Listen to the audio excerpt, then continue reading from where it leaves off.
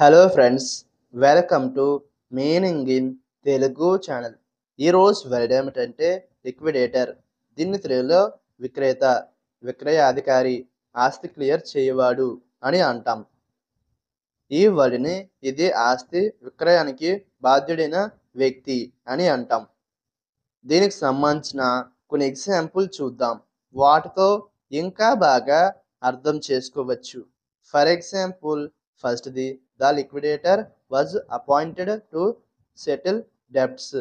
అంటే తెలుగులో బకాయిలు తీర్చడానికి ధృవీకరణ అధికారి నియమించబడినాడు.